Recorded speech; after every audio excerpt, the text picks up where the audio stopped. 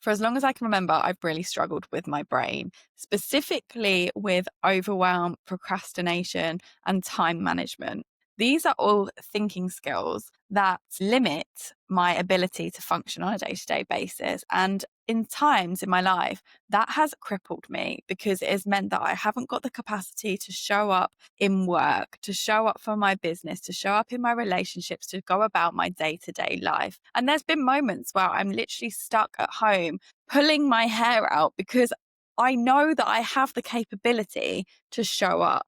But my brain and the imposter syndrome or the overwhelm that I felt at that moment in time has just been so big and heavy that it has completely encapsulated me. And I've not been able to actually show up how I want to show up in my business. Now, this has been for me my whole life. I've struggled with things like this. I remember being at school, having a test the next day and not having done any revision for it until like the last 10 seconds before the exam.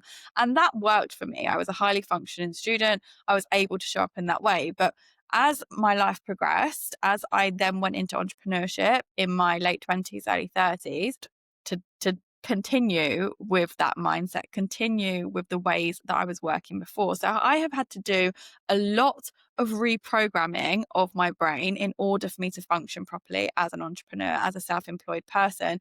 Because frankly, when you are the business, if you're not functioning, your business isn't functioning, right? So I've had to do a lot of work, a lot of reprogramming, a lot of mental health deep dive excavations on myself to repair some of the thought patterns and the behaviors that I'd had previously. And that is all to do with our thinking patterns, as you're going to find out later. In this episode today, we are talking about the brain. My guest today on the Right CEO Life podcast is ST Rappaport, who is the founder of LifePix University. And she actually refers to herself as the brain engineer for ADHD-ish entrepreneurs. Now, ST helps business owners optimize their brains by strengthening what she calls the 28 thinking skills, the underlying cognitive functions behind everything we do in business and life. She actually discovered one single thinking skill that saved her 20 plus hours a week and helped her triple her revenue with less work. Now she's made it her mission to help others unlock that same potential. On that point about ST, I loved this conversation that we had because actually so much of what she said about what is helping entrepreneurs function in their day-to-day business and what is going to help them streamline and eliminate that overwhelm, I've actually already implemented. I've spent the past year systemizing, automating, and improving processes in my business to actually allow me to think clearer, free up my time, and make more money at the same time, which is something that I like to call working smarter and not harder. So that is actually something that I teach now, and it's actually incorporated in all of my online offers, specifically within my online courses and my one-to-one coaching. So I loved that we mentioned this in today's episode because this was such a big focus of her work as well when it comes to working with ADHD entrepreneurs in supporting their businesses. So in this episode, we deep dive into why so many of us, especially those juggling entrepreneurship, mental health challenges, or ADHD tendencies, feel stuck, overwhelmed, or inefficient, and quite often struggle with imposter syndrome. Now, we also talk about both of our thoughts and opinions on what imposter syndrome means for us. But actually, ST is going to walk us through some very practical tips on what we can do when our thinking skills are weak, our to-do lists aren't cutting it, and our procrastination or overwhelm is off the charts. I'll also give my input on what's worked for me as well, as somebody that has also struggled with this myself. And I don't know about you, but I am personally really excited to learn even more about how we rewire our brains to gain ease, clarity, and freedom in our business. So thank you so much for having me, Sophie. I'm excited to be here speaking with you. Me too. I'm excited. We've spoken a little bit on LinkedIn previously, but I want to hear more about you. So tell me a bit about your backstory and what led you to become a brain engineer. Yeah. Do you want the long version or the short one? Whatever you want to tell us. Okay. So when I was 11 years old, I struggled with reading and I went to endless tutors, spent a lot of time out of class, which I really liked because I didn't like school. But my parents weren't so happy that they were spending so much money. And more than that, like they wanted their child to read. And so in fifth grade, they were like, okay, like enough is enough of this reading tutors. And they're like, instead of going to another reading tutor, what we're going to do is you're going to go to someone who's going to help you with your brain and how your brain is actually thinking. So I stopped all the reading tutor things and instead just worked on how my brain was thinking. And automatically my reading improved. And so even at the age of 11, I understood the depth and the power of this that I was like, okay, when I get older, I want to learn this. And so as I got older, I started a photography business, loved photography since I was really young, but I kept that promise to myself and started learning about the thinking skills and improving how my brain was thinking. At that point, it was more not to actually do anything with it, but just to know about it because I found it really fascinating. Except that in the training of learning to help others improve their thinking skills, I developed my thinking skills even more. And I came home from a training one day and I realized that if I just shuffle how I organize my day and my week, I could save 23 hours every single week. And a few seconds later, I was like, okay, if I just change the structure of my business, I could triple my revenue with less work. And it was in that moment that I realized successful business owners, successful entrepreneurs who are doing really good things, if they just improve their thinking skills just a little tiny bit, sometimes it has drastic effects and makes business so much easier. So I stopped the photography and went all in on the brain. Amazing. That's so cool. And when you say you went all in on the brain, like what does that mean for you? Yeah. So I stopped taking photography clients and started just working with clients on the brain. I continued learning about the brain, took multiple more programs and courses to learn even more about it, eventually created my own program. But that was it. Like my life just became the brain and the thinking skills and helping people in that way. I love that you recognized it from such an early age to even understand yourself at that age is incredible because most people don't understand themselves till they're in their like late 20s, 30s. So to be able to say, oh, I could understand the way that I was as going into like your teenage years is a game changer, honestly, because they're the years that people really struggle. People really struggle in school. And obviously you were struggling, which is why this ended up becoming such a big thing for you. But I think it's incredible that you're able to shift that around and learn so much about yourself at such a young age and then know so early on what you wanted to focus on in your career going forward. So that's really cool. Yeah, I really actually struggled in school. I was like bullied a lot and really didn't have friends. And one of the things that helped me with as I improved my thinking skills and not so much the ability to read, but just improved my brain, then my confidence went up.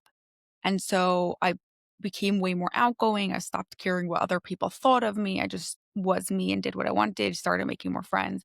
And so the transformation wasn't just in like that reading, but like you said, like to me, even though I was so young, I was able to see like black and white, the difference of what it's like with stronger thinking skills. Definitely. And they say that competence is confidence, right? So you understanding it was probably what allowed for that confidence to come through and shine and allow you to get through some difficult years. 100%. Yeah.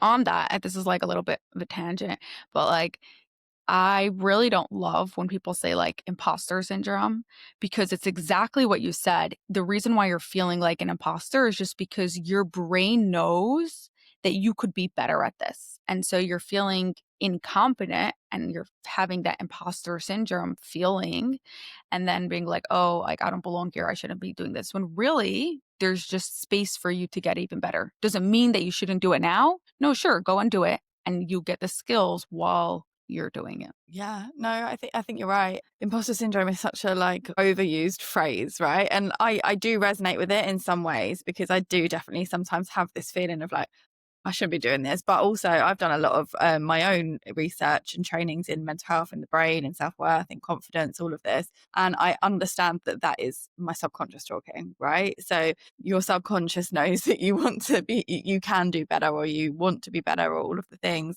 And then it's just like the imposter syndrome or however we want to phrase it is just keeping you safe. It's just keeping you in what you already know. So it's so easy to overcome that. But what I think most people don't understand, and we'll talk about this, is that your brain's a muscle and you can train it. And a lot of people don't recognize that and realize it. And I have done so much brain training, and particularly in the past 5 years, I'd say before that a little bit, but more so in my later 20s, early 30s.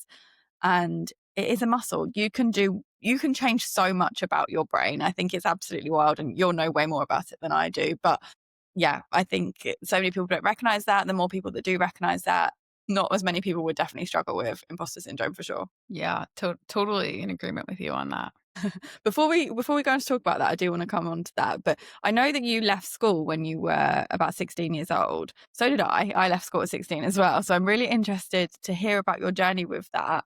And then you moved to England. Talk us through that big life change at such a young age. How did that impact your kind of future career, your business path? What did that look like for you? Yeah, I want to tell you, but I want to hear about you also.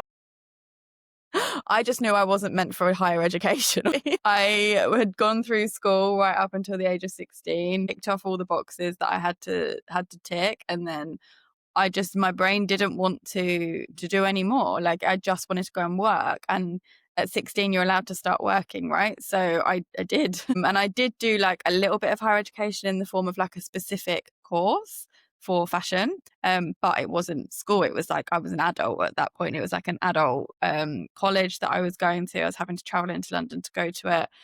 So I had to grow up very quickly at 16 because I was commuting essentially into my course at the same time as working pretty much full time. So I knew that my brain, let's say, wasn't cut out for higher education. I also had a very clear idea of like what I wanted to do, and higher education wasn't going to get me that. Experience was like I always rated experience over education for myself personally. That's not the route that many people take, and that's okay. But I didn't see the value in that for myself. So that's why I personally left at 16. That makes me so happy to hear for so many reasons. I personally, okay, so in America, we go to school till 18. High school goes till 18. And I wanted to leave school, finish school, like you said. Like I was done with it from a very long time beforehand. And I wanted to just we have what's called like the GEDs. You take some government tests and then like you could get your high school diploma.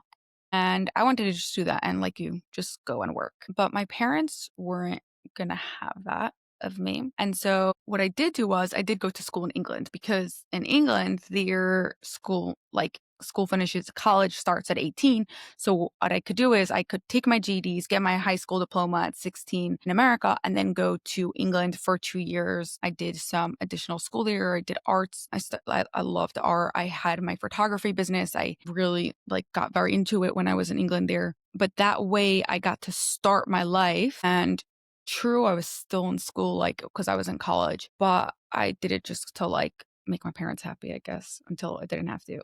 Yeah.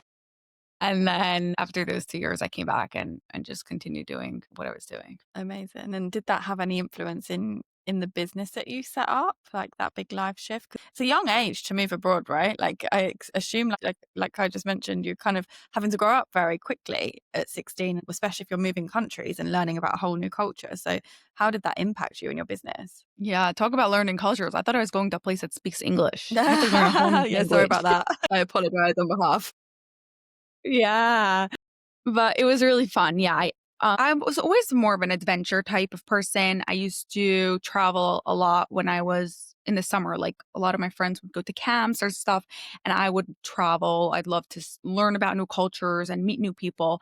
And so I loved how in this college I got to meet people from all over the world. So true, I was from England, and majority of the people were from England. There were people from other places, and I really, really liked that part. There was most definitely challenges. I'm not gonna say it wasn't easy. It was easy, especially with coming from the pace of an American lifestyle of thinking big, of doing things fast, of conquering the world versus I'm not trying to say anything bad about the Brits, but there's its own culture, and there was a lot for me to take in and really adjust to. What I really focused on at that time was trying to focus on what I could do and things that would make me happy. So even though there were things that I didn't really like and some of the parts of the culture were hard, I tried to find those few people that I could really connect with. I tried to really focus on my business. So I worked on developing the photography and developing my skills. I learned more. I hired additional photography teachers there and took additional lessons there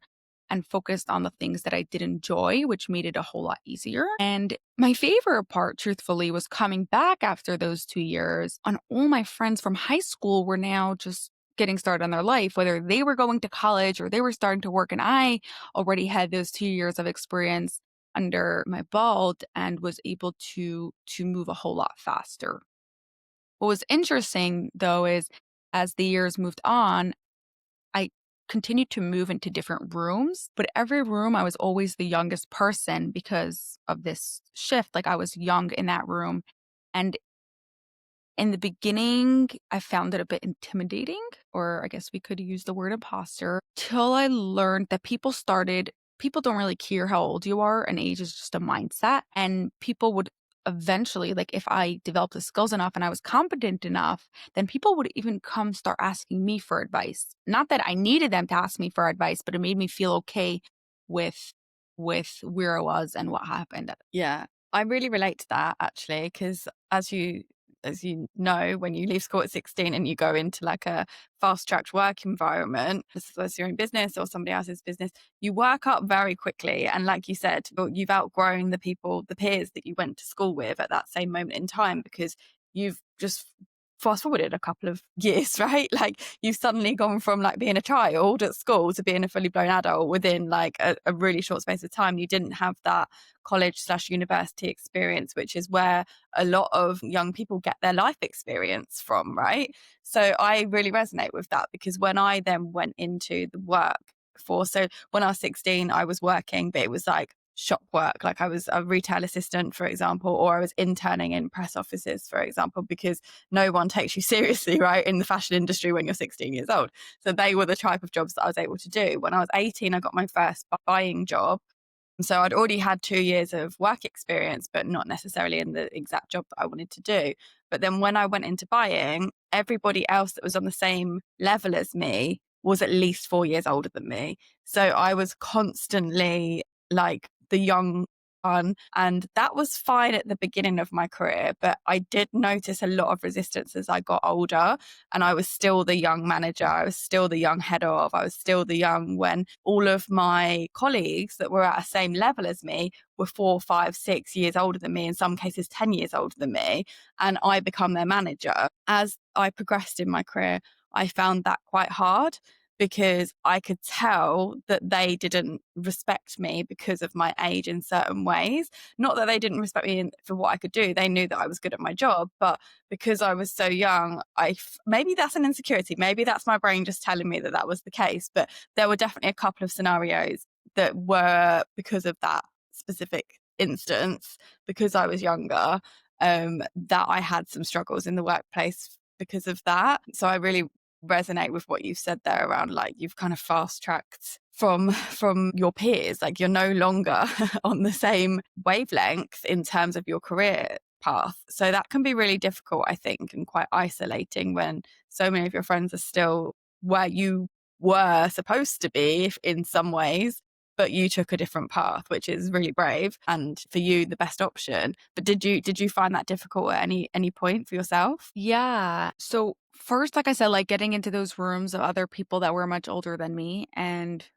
always that initial response was just like, okay, like what's she doing here? I think another part that I really struggle with is I always I have a young soul. Like I always want to stay young. I feel like I want to stay five forever. And at the same time, from very young as the oldest, and I would be the responsible one, take responsibility in certain situations.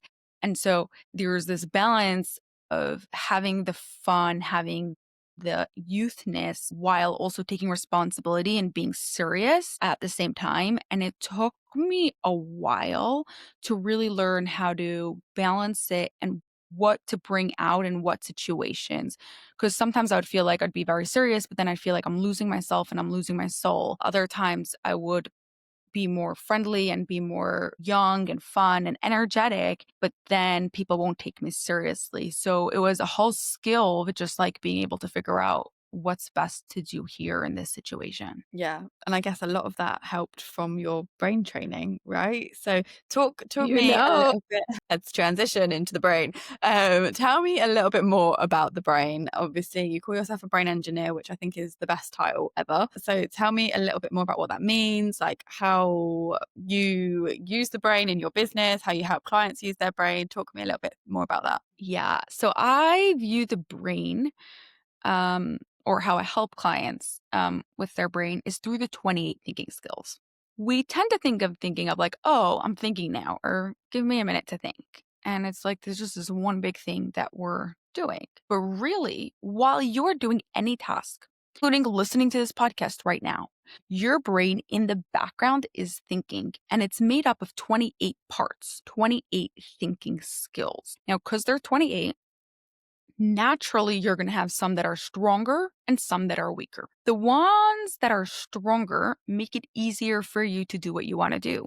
So anything that you think you have a talent at, that you've put a lot of work in, you've developed those thinking skills and it makes it a lot easier for you to do. Anything that you don't like to do, that you find yourself procrastinating on, that's a challenge, it's a struggle, the reason why it's a struggle is because those thinking skills are weaker. Now, because they are skills, then it means by definition, you could learn them.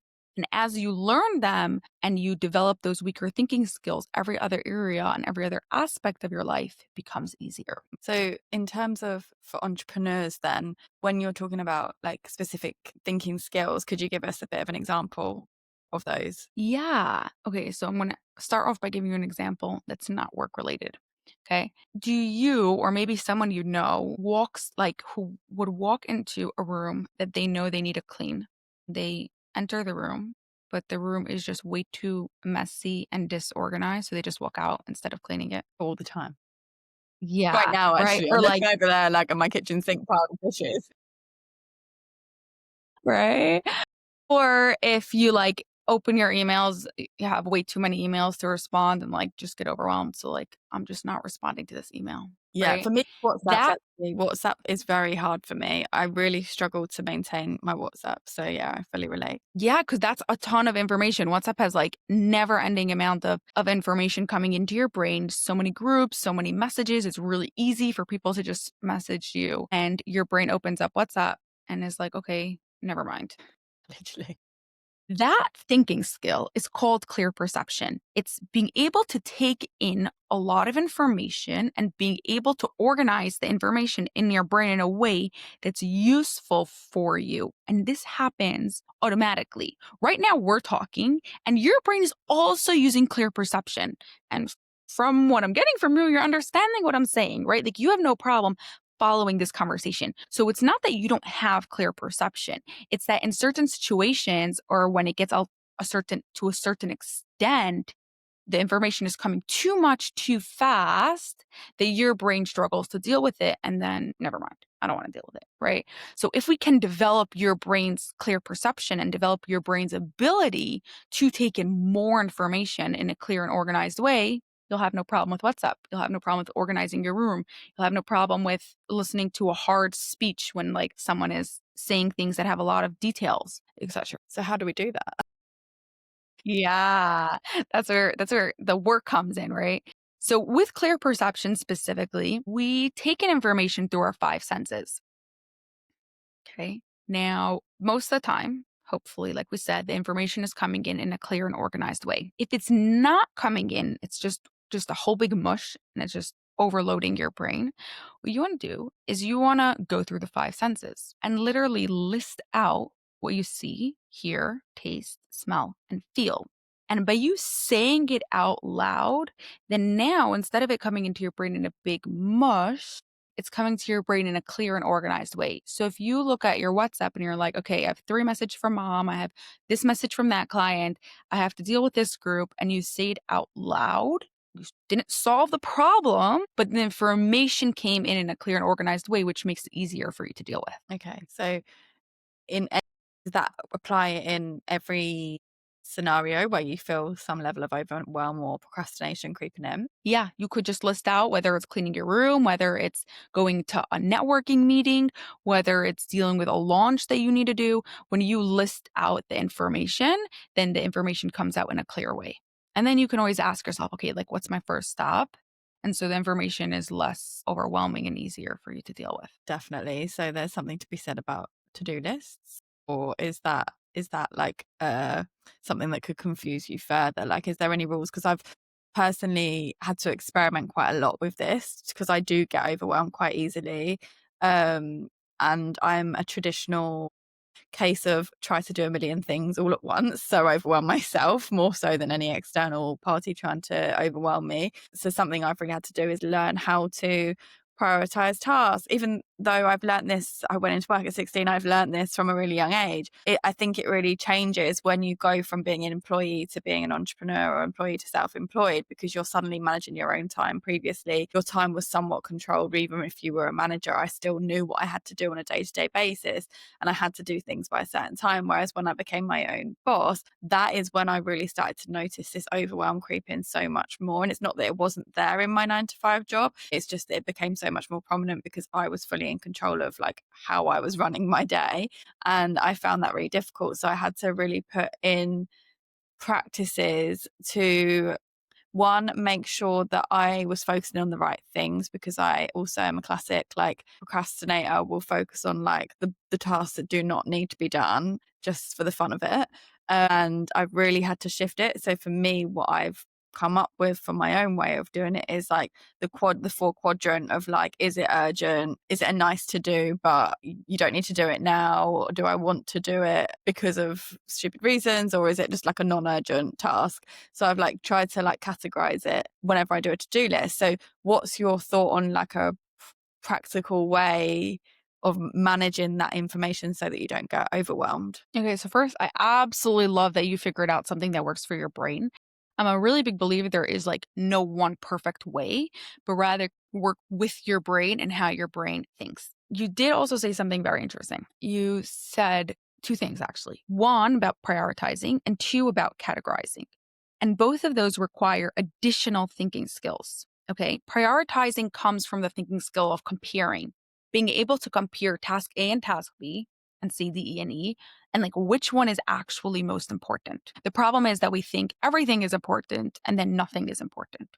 And so what you want to do is, if you're struggling with that, is do a brain dump, just like list out all your tasks and then literally compare the first task on your list and the second task on your list. Which one is more important? Whichever your winner is, you're going to compare it to the third task on the list. Whichever your winner is, you're going to compare it to your fourth task until you have your main important task. That is your number one most important task. You write it on a clean sheet of paper and you do it again with the rest of your tasks until all your tasks are in priority order.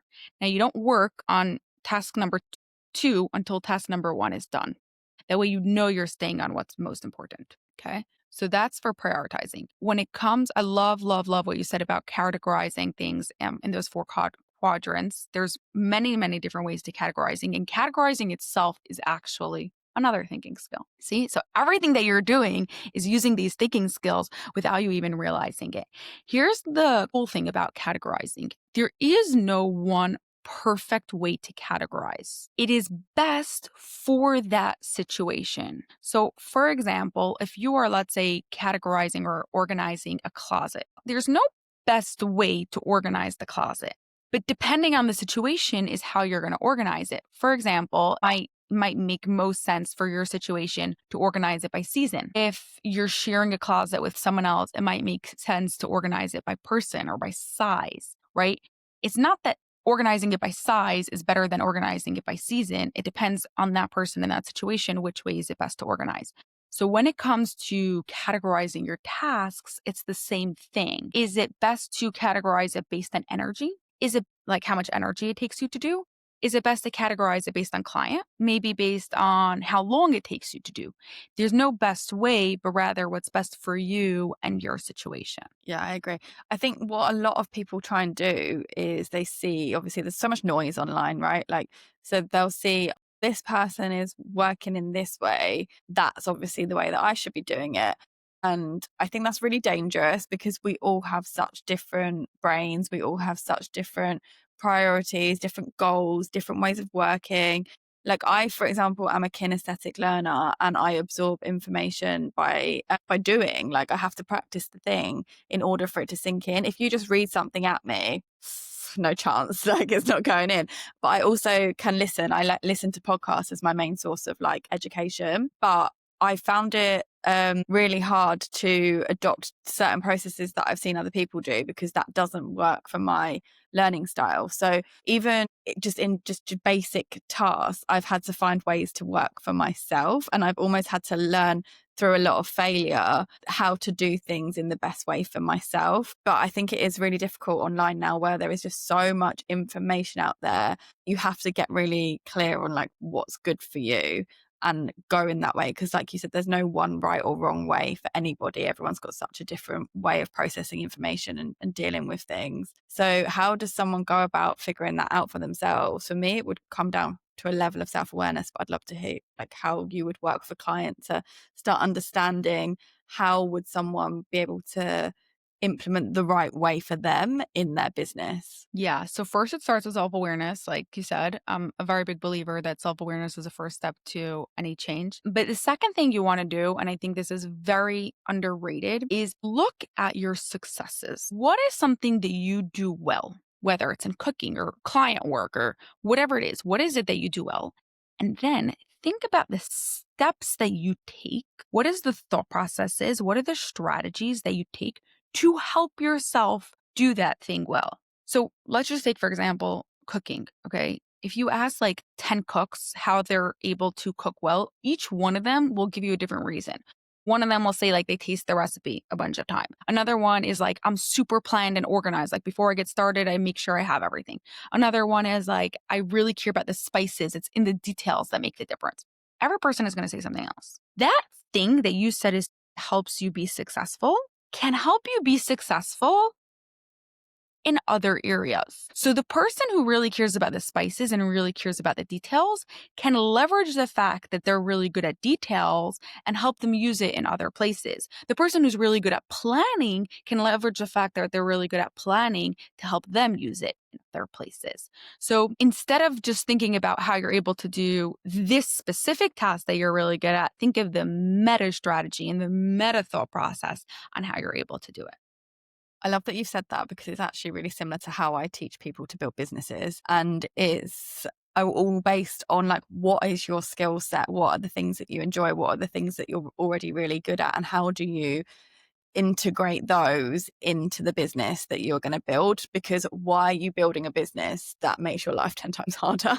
I never understand that. Like, you might as well base the business off of something that you already know works for you, and then obviously you streamline that, or you pivot that into something that is going to make you money, right? So I love that you've mentioned that, because it's really in alignment with the offers that I have in terms of like my coaching programs, my courses, and all of my freebies. Like, they all follow that exact same approach. So thank you for that validation, firstly. Amazing. But also really nice to know that there's actually some science behind it as well. Yeah. I'm curious, what do you see most people struggle with when it comes to that? I think people, like I said, there's too much information out there, and people try and copy what other people are doing that's working, rather than thinking about what's right for them. And that doesn't just go in terms of productivity, ways of working. It's also business models, right? Like, people will try and fit themselves into a box that works for you, but it's not working for me because I don't work in the same way as you. My interests aren't the same. My skills aren't the same.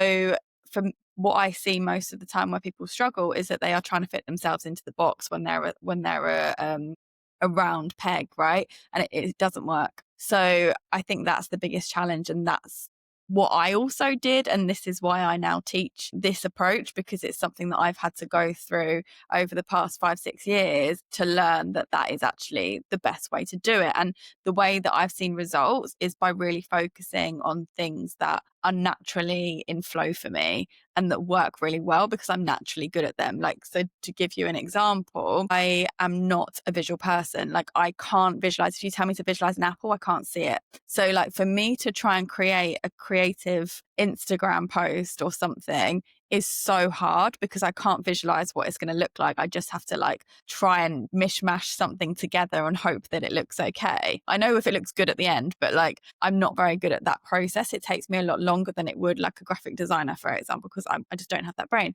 Ask me to write something, I can write you a book in about 5 minutes because I'm a writer. So like, I'm now leaning in my own personal business into LinkedIn, for example, or Substack and blogging, because I'm a natural writer, but I am not a natural graphic designer. So why would I continue to force myself into creating those posts? I should outsource that or just cut it out completely, because that's not going to get me the results, because my energy can't succeed there because it doesn't have that skill set. So if I put all of my, or 80% of my energy into something that is working for me and does work, the success levels are so much higher because it is a natural flow rather than me trying to force something. I'm adopting a flow state, basically. Yeah. First, your posts are awesome. Thank you. I'm gonna make sure you're following Sophie on LinkedIn. Yeah, I like actually okay, don't hate me for this, okay? Go for it. I like what you said about the 80% because yes, we want to leverage our strengths, but I always say you want to work with your brain and challenge it at the same time. You do want to take a little bit of your energy and use it to develop your skill set in other areas, even if right now it feels a challenge. So I was actually the opposite. I was really bad at writing. In school, I literally had my friends do my writings for me, and I tried to do many other things for my business. And eventually I realized that the biggest hole and the biggest blockage that's getting in my way is writing. And so even though it wasn't my strength, I did put energy to develop that skill set and get better at writing. And now I can say I'm much better at writing. Not your level, Sophie. Most definitely cannot write a book in 5 minutes or don't know how long that would take me.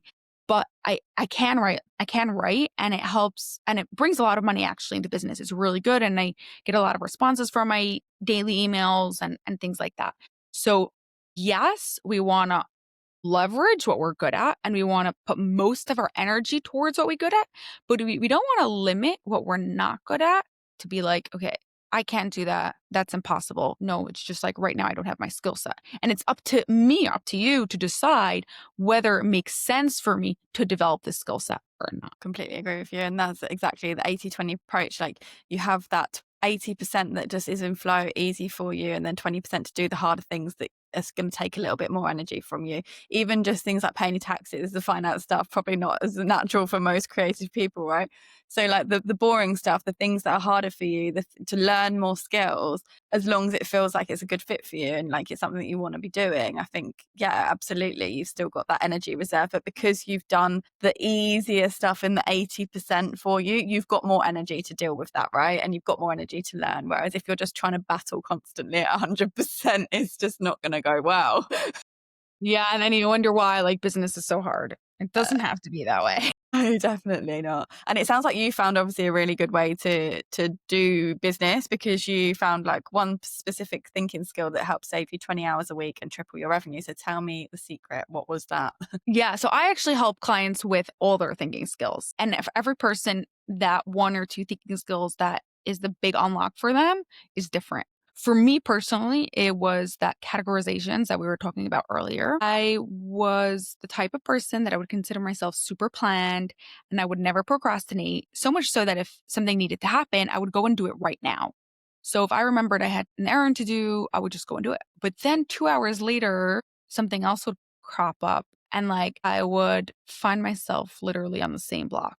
And then later that evening, I would remember something else and I would again have to go out to that side of town to do another errand. And that's not very productive. By me being able to categorize and organize my tasks in a more efficient manner, I was able to group things that go together. So now, instead of doing errands when I remember them, I literally have errands day. All my errands happen on Friday. One time I can do them all at the same time. Instead of me responding to emails as they come in, I have one or two blocks on my day where I go and I respond to emails. Instead of me even creating content, I don't create content every day. I create content once a month and it's batched out for the whole entire month.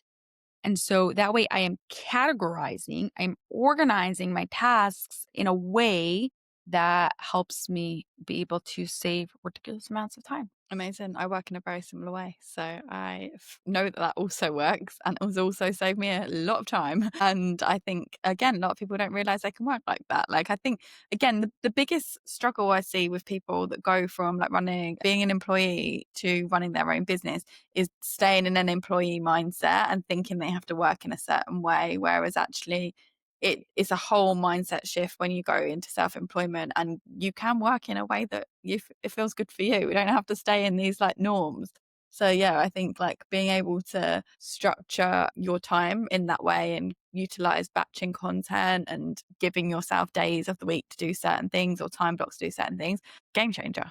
Absolute game changer. Yeah. I like what you said about that mindset shift is when you're an employee, then you get told what to do. You get told the culture, you get told like how to think and how to operate. And for some afterwards, when they shift into being their own self-employed, like their own business, then there can be an element of like, okay, what do I do now? Now I have so much time. How am I going to figure this out? What I really like it is taking that full responsibility, and it's really, really cool that like I get to decide how I'm going to operate on things. And yes, it means I have to be responsible and I have to take responsibility for the actions that I'm taking. But it also means, like you said, I get to work in a way that works my brain and set up systems that work for me and operate in a way that I like to operate to really make the most of it. Yeah, makes sense. I love it. So good. Amazing. Well, I would love to ask you one last question because it's really big value for me. And that is about freedom because most people set up their business. You've had your business since you were 16, which is incredible. So you've probably had quite a lot of freedom in your adult life anyway. But I would love to know, what does freedom actually mean to you and how have you implemented more freedom in your business? Yeah, to me, freedom is that freedom of that internal freedom and that freedom of choice, that freedom that I get to decide how I'm going to do things. I never like having people tell me what to do. And so ask any teacher I had in school, I don't listen to them. That's the same. And for me, being able to be in control of myself, both on the external aspects of life, but also on the internal aspects of life, of how being able to have that freedom of emotion, being able to have that freedom of being able to do what I want and expand my capacity within it. I often found, let's say, in jobs or in school or in other situations or diagnosis, right? Like I work with ADHD business owners. So like that's what the diagnosis. It's like you get a limit and a cap of what is possible and what you could do. But no, really, the freedom is the internal freedom of you realizing your capacity is unlimited. And it is up to you to be able to figure out how far you're going to take this. How much work do you want to put in to really push it all the way out? Yeah, that's a great way to look at it. I love that. Thank you so much for sharing that. And thank you so much for sharing all your wisdom about the brain today in this episode. Just before we go, do you want to let people know how they can connect with you? And particularly if they are struggling, who you help and how they can get in touch with you to work with you? Yeah. So if you want to see where your 28 thinking skills are standing today, you could take the thinking skills assessment at lifepixuniversity.com/brain. That's LifePix, PIX, university.com/brain. And if you like content and want to learn more about the brain, then you can follow me on LinkedIn at ST Rappaport. Thank you so much for having me, Sophie. This was so fun. Thank you for listening to today's episode of the Remote Serial Life podcast. I loved that conversation with ST about all things related to the brain, our overwhelm, our procrastination, and how we manage that in our businesses as entrepreneurs. One thing that really struck me was that we spoke a little bit about that mindset shift from being an employee going into entrepreneurship, being self employed. There is such a big jump when you make that transition. Now, I support founders in building their businesses to work for their lifestyle. So, like what we mentioned earlier in the episode, thinking about the skills and the passions that you've already got and how you can implement those in your business to make your business life easier at that 80% level that we spoke about. Now, one of the things that I have seen people struggle with a lot is when they transition out of that 9 to 5 into that entrepreneur role, their mindset is still 10 steps behind them. So I've actually just come up with a brand new resource. It is a playbook for founders who are transitioning out of employee and into self employed. Now, this resource is going to be amazing to support you through that transition. It's going to give you a step by step approach on how you tackle specifically those mindset shifts, but also some really practical sides of things as well, like setting up your finances and thinking about how you navigate that shift, because it doesn't always mean that you have to go all in on your business straight away. There can be a phased out approach from your 9 to 5 into online business until you are ready to take that jump. So if you are about to take that jump, you already have just taken that jump from doing your 9 to 5 into starting your own thing, this resource is really going to support you through that transitional phase. And I will pop a link below with a 10% discount code for you to grab it from the show notes. If you love listening to this episode today, please make sure you like and subscribe on your chosen listening platforms. And I will see you next time.